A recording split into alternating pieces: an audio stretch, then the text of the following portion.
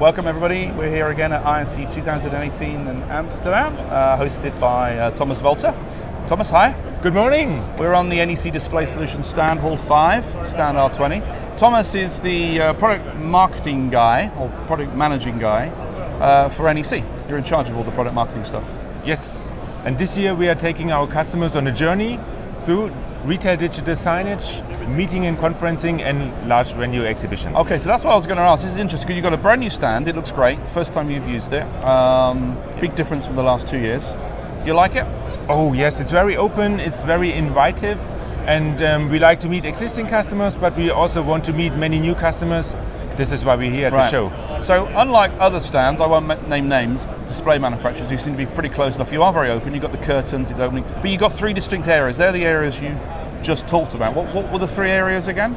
So we are focusing on digital signage in general with LED and large format displays, but also we take our customers on a journey from meeting room experiences, starting in small huddle spaces, up to the big decisions made in boardrooms. Okay. And last but not least, it's large venue. This is the area where we impress our customers. Okay. So we've got a large LED behind us, which I guess is S Quadrat from your most recent acquisition. Absolutely. And how many LED stuff have you got here apart from that one? We have 5 installs here. We have several other installs at the S Quadrat booth, and we can see that LED is taking a bigger part in the market.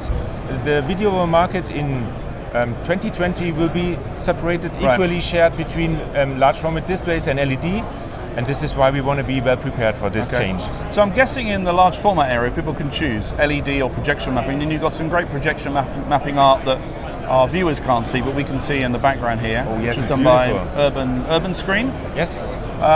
So how would you choose between projection mapping and LED if you were trying to do some form of facade or architectural design? I think it depends on many different variances that we have to consider, and this is where NEC makes the difference. As we can listen to the customer's demand, we can decide on architectural restrictions, we can decide on brightness levels that exist from the environmental conditions. We can also consider the preferences of our customers, and then we can guide them towards the solution. And then it doesn't matter if it's LED, if it's projection or large format displays, because all the different technologies have their So it could even be a video wall. When you say large format displays, it's a video wall made of... For large venues, yes. Cool. And then tell us a little bit about retail digital signage, because you've been pushing the envelope in probably, a year or so now with Raspberry Pi? Yes. And you have some big installations. Some installations? Yeah, it was a big news last year. We pushed it and launched it at ISE last year, and now we got many partners on board, and we have the first rollouts. It's airports, it's big retail chains which love the flexibility they do have, but also the pre-configuration they can do, so their rollout is very effective and cost effective. I think we always figured that airports would be big and retailers. Has anybody surprised you in terms of Raspberry Pi installs? Yes, yesterday I met a customer who is setting up an entire patient's journey in a hospital with a Raspberry Pi driven large format displays. So from the entrance area through the entire diagnosis, he is led by displays and digital solutions, and this is all driven and run by Raspberry Pi. Wow, okay, so that's a good success story. And you've got a couple of OPS devices as well as your plug-in module stuff here on display. I think BrightSign are probably here with a... Yeah, it's OPS is an open standard, which is important for us. So we are delivering bright choices in terms of operating systems, in terms of computing devices, so Raspberry Pi, Intel-based PCs. So you can choose. But we also cooperate with eco partners like BrightSign that are developing their players on an OPS level.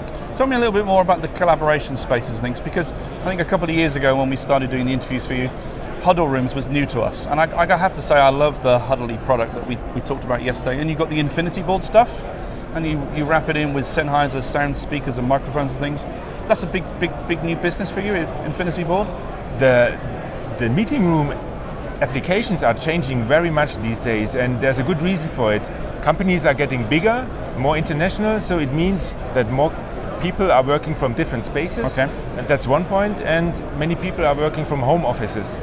So how to combine them, how to connect them, and this is an area where our solutions come into place, and where we are also working with many partners, as you mentioned, Huddly or Sennheiser, and we create entire solutions for them in order to work together as everyone would be in the same room, even if they are sitting in Munich and New York.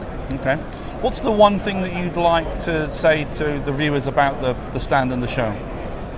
They must visit it, because I think it's a beautiful journey. They can see what's going on in this industry, and for me most important it's the consultancy we are providing, because in many cases they are guided towards a solution that a supplier is forced to sell, but here they get the bright choices. They can choose between different technologies, and they get a great consultancy in order to make a well-deserved decision for a big investment. Okay, well, there's plenty of NEC people on hand in the lovely polo shirts. It's NEC beautiful. Branded, very nice indeed. So thank you very much indeed, Thomas. Thank you, Adrian.